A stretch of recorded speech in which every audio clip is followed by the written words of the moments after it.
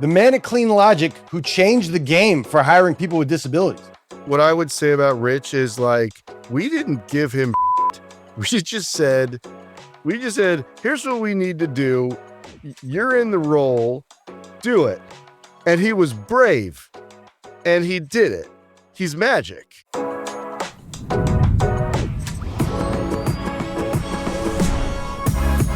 This is Driven by Purpose, a show about finding your purpose, building fulfilling careers, and helping people with disabilities live better lives. Hosted by three men who've lived it and are here to help you do the same.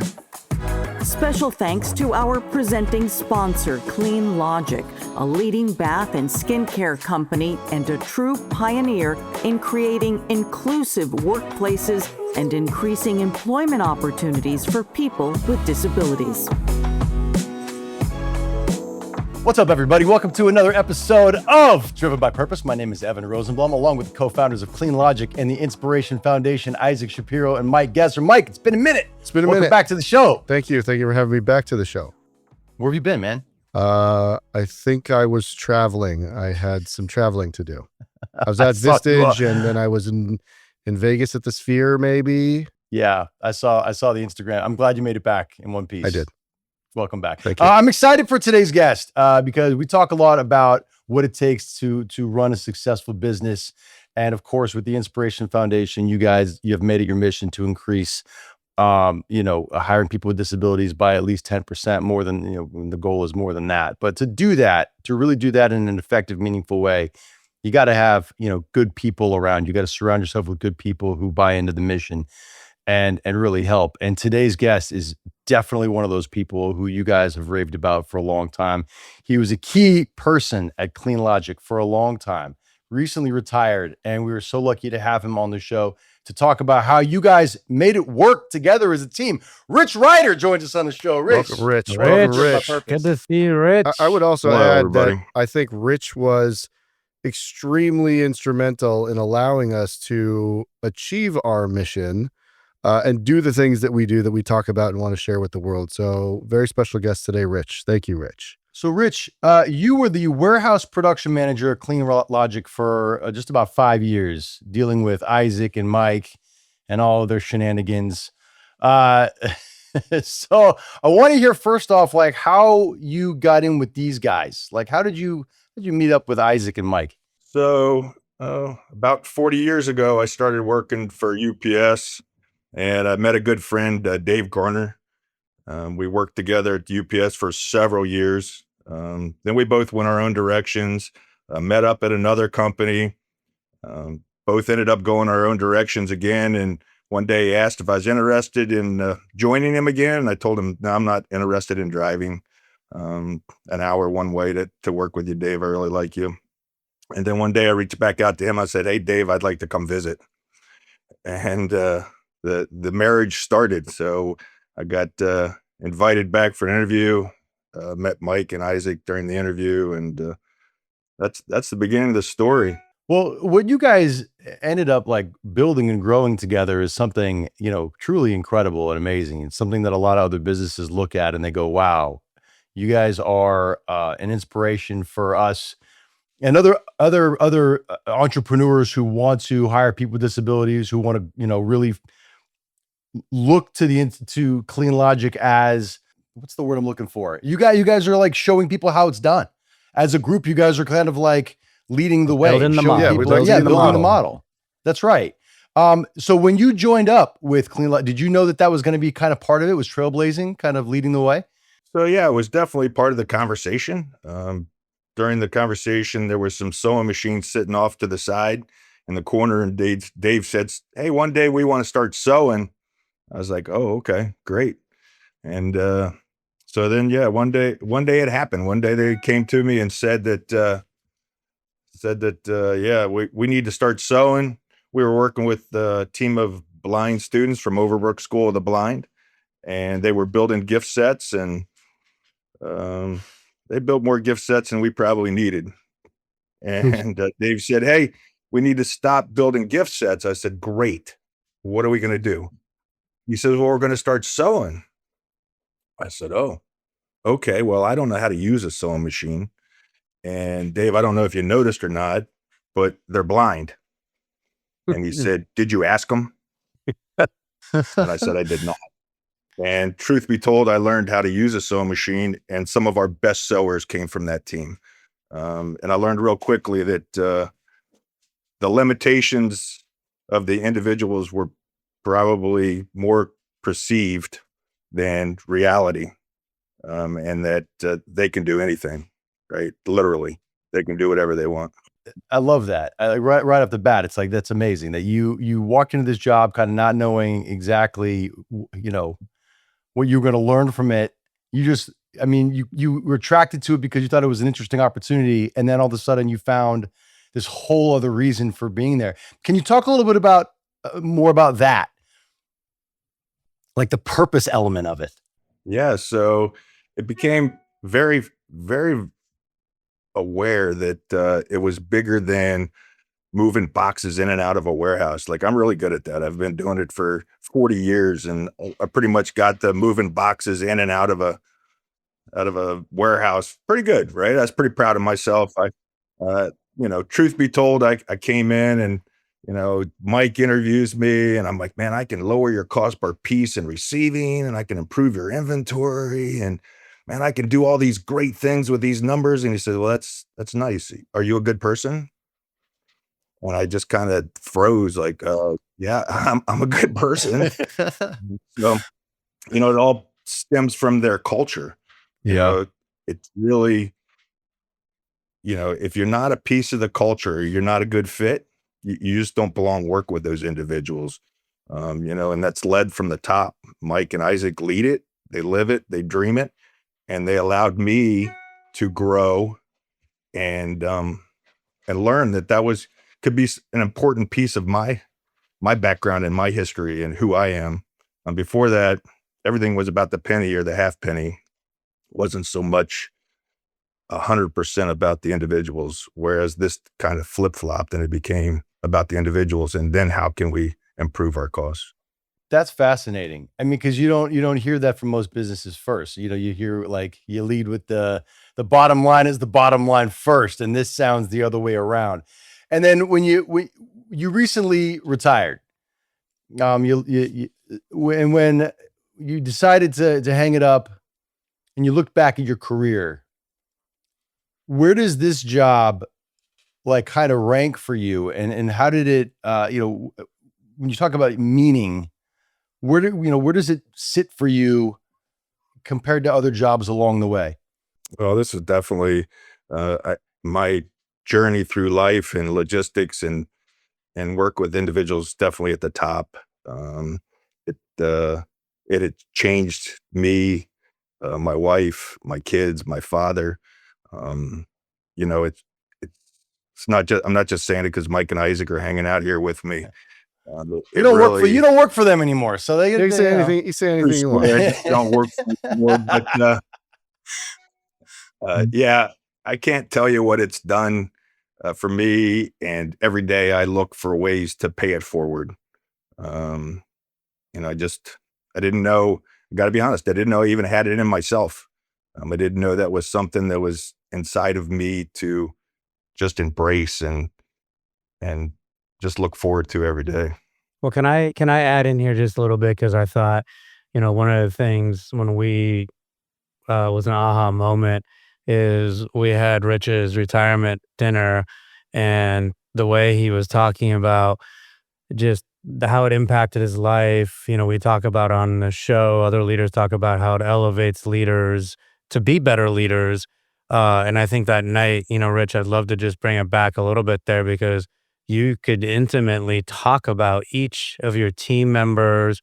You talked a lot about even, when we started this process, with Walmart to partner, we had to hit a goal of, I think, what was it, 90,000 pieces? 96,000. Yeah, 96,000. Excuse me. Sorry, I don't want to discount those 6,000 pieces.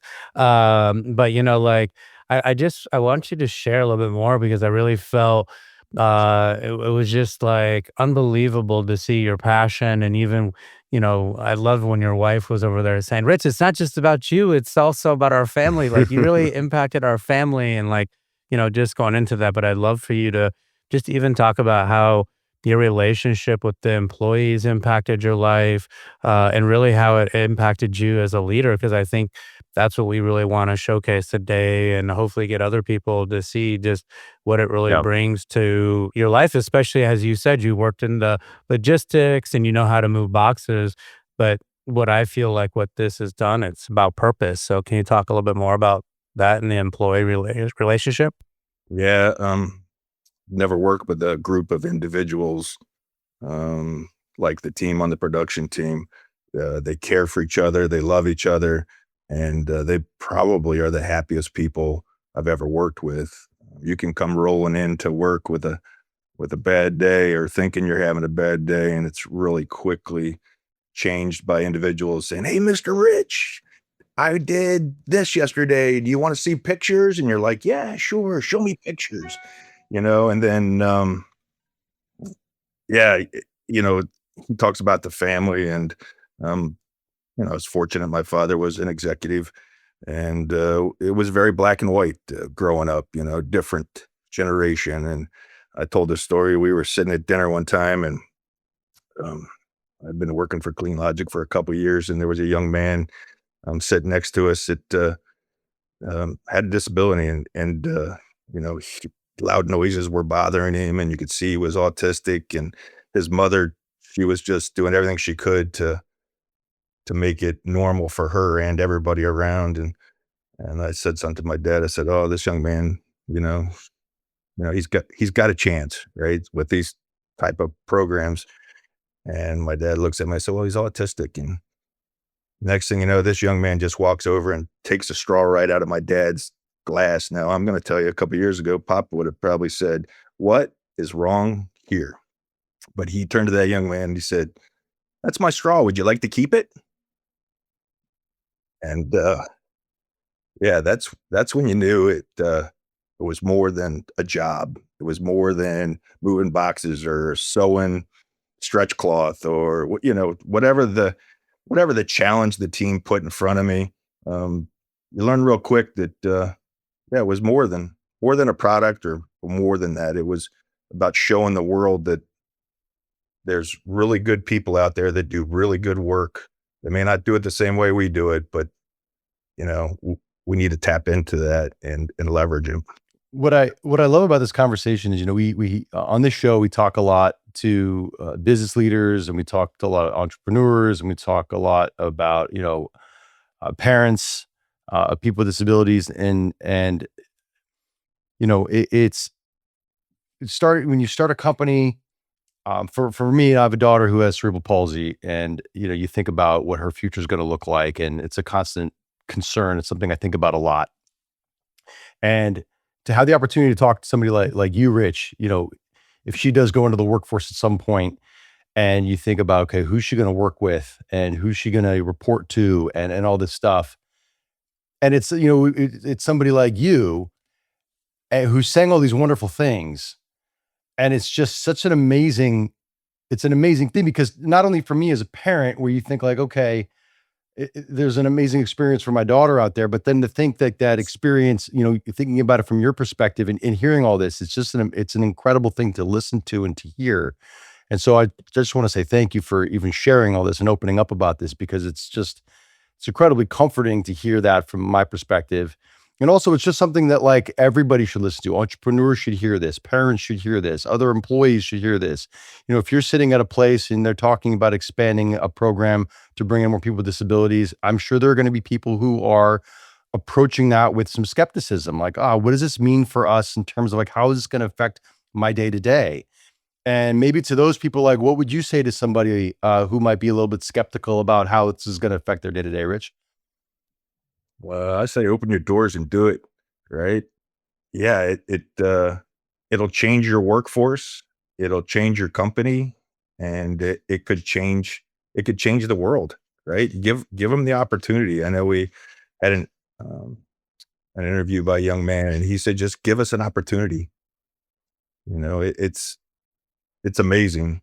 Like I said, I don't know how else to explain it, but if I was starting a business and I am going to start a small business, but now I got to figure out how to pay it forward, right? How do I continue what they gave me the opportunity to see is important in life?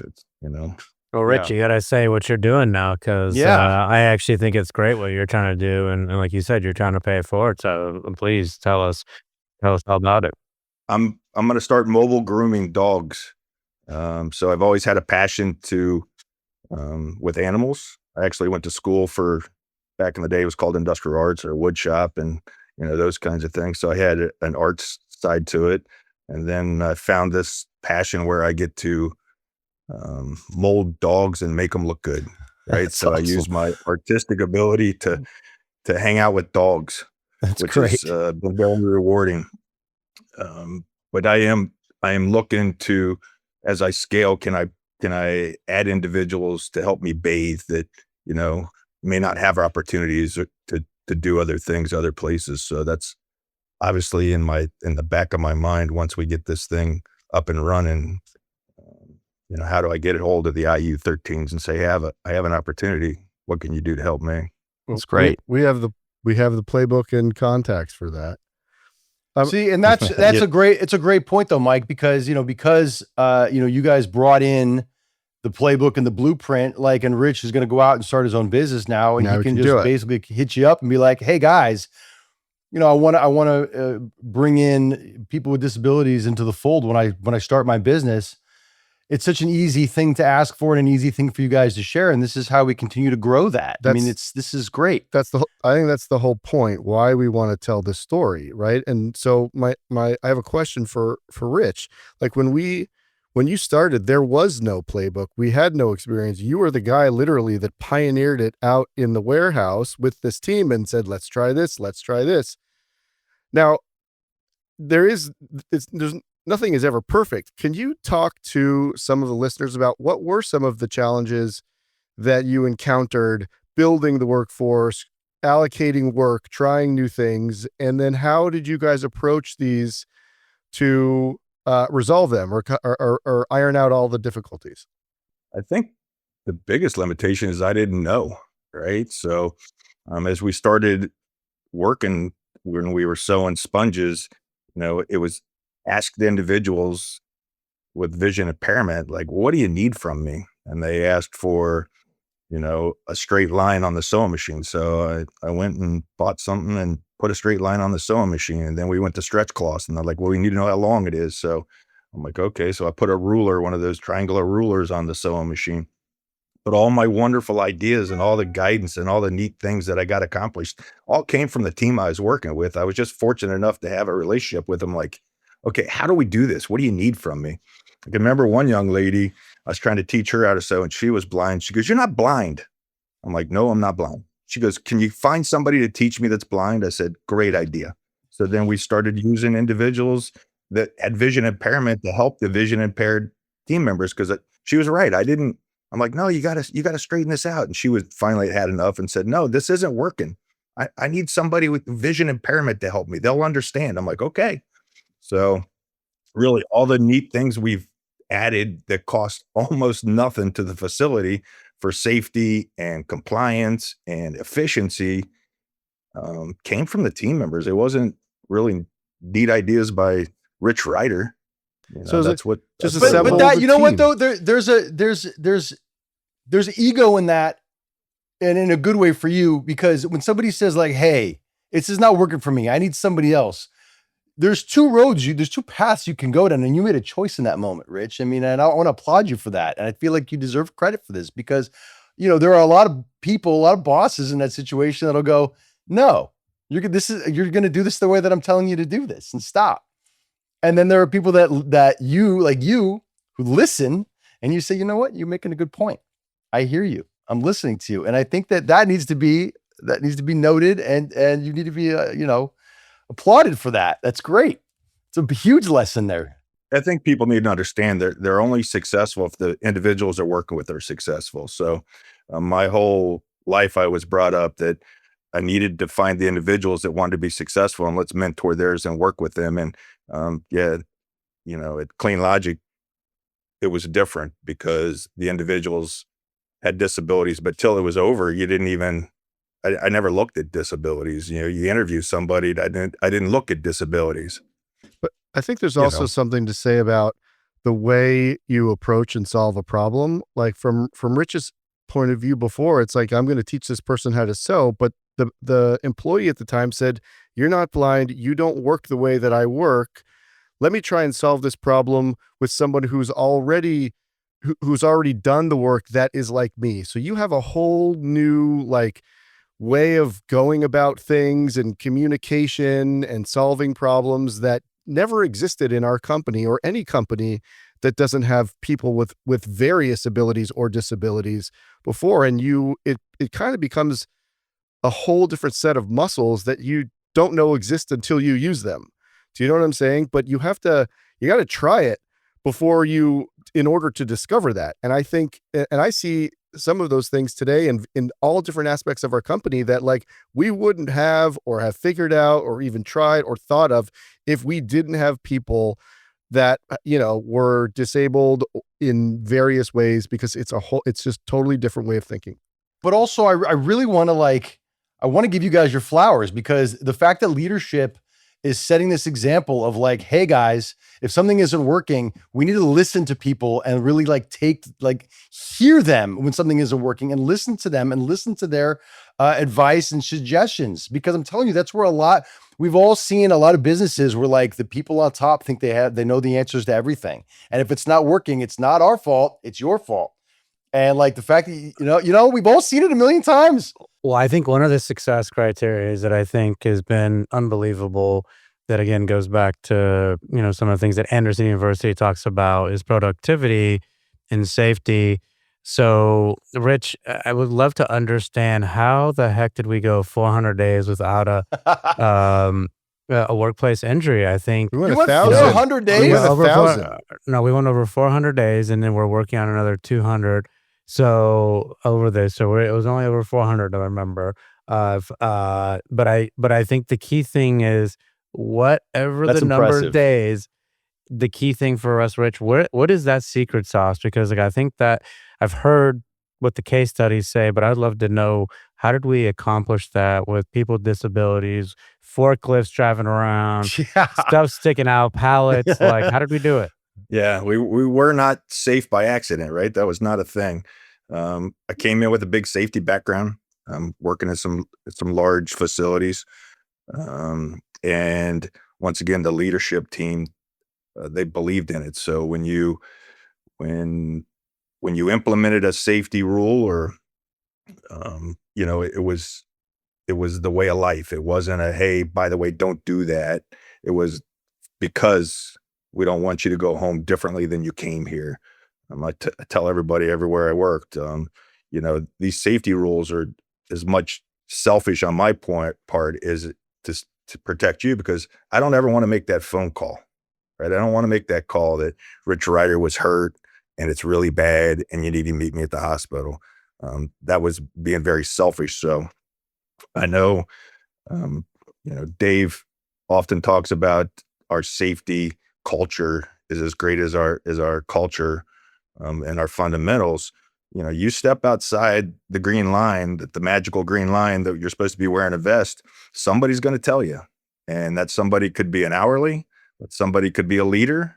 They're going to bring you a vest and remind you of that. So it's a mindset. If you set that mindset right away and you live by it, then everybody's going to do it. It's the broken window theory, right? So, you don't let the place, a mess, and everybody's going to clean up. You treat safety as if it's a day-to-day thing. Everybody's going to be safe as they can. Yeah, safety is everybody's responsibility at Clean And you lay Logic. the law down from day one with when you bring employees in, you let them know that this is something that we don't mess around with. This is something that we take seriously for, just like you said, not just, to protect the company, to protect you as an individual. And this is as serious as it gets around here. And you guys 400 days, that is in a functioning real deal warehouse like that with like the forklifts Rich, and all what that was the stuff. final That's number? a real What was big the deal. final number? Do you You remember? know what? I don't know exact number, but I will tell you in my 5 years almost there, we had one OSHA recordable injury. Wow. So And it was unfortunate, happened, but I'm pretty sure we had 1,025 days, if I remember, safe work days. And then we had that one injury, and it's been 300 Yeah. plus 400 since that time. It's amazing, you guys. That's amazing. I think it's close to 1,000 something. But yeah, what day by day, go That's home amazing. better than you came in. So, all right. I always love to ask this question too. When you're talking about people that have you've worked with, that have worked for you, that have worked, and you're talking about stories that you like to tell, people who that you're proud of, some of your proudest moments of some of your coworkers. Is there one or two that you'd like to share on this show? I'm very proud of the leadership team that I got to lead. Lillian coming in from a special needs teacher and leading this team. John and Megan promoted from the warehouse, taking individuals from the production team and promoting them into picking and packing and receiving. My greatest moments are seeing the success of others. That's just, if I sit back and look, there was a young man, Tyrese, when he first started, he was having trouble. I don't know. In the evenings, I'm guessing he was playing video games, and he was coming into work and he wasn't 100%. And there was plenty of times I had to knock on his table and wake him up a little bit. And one day I just had a heart to heart with him and Lil. I'm like, you got so much more to offer. And then he took that to heart. And I think Tyrese, really is a great player, a good leader. He's really been a success story on, how to make it better. So the cool things, you can look at the numbers, 96,000 stretch costs. That was awesome. That's incredible, A man. million units completed and shipped to Walmart last year. Unbelievable. But if you can't lead people and make them better people, then it's just numbers. Yeah, the 96,000 pieces, the million units produced and shipped. But when you see how it's done by the team and the joy, the excitement, the camaraderie that team has, it's unlike anything I've ever seen. Like there is no group like what we have that produces all of these products for us. It's unbelievable. So it makes those units that we've done that much better and that much more amazing just to see like what they do for the culture, what they do as a group. They did a talent show not that long ago, and it was amazing to see them together, like supporting each other and cheering each other on and laughing at their jokes. And like you don't see, and I said to Evelyn and Angie, I'm like, there is no other company out there that does it like this. And it was just amazing. And Rich, like you built that, you helped build that, you got that team, and they have so much respect for you. And when we had your lunch at the office,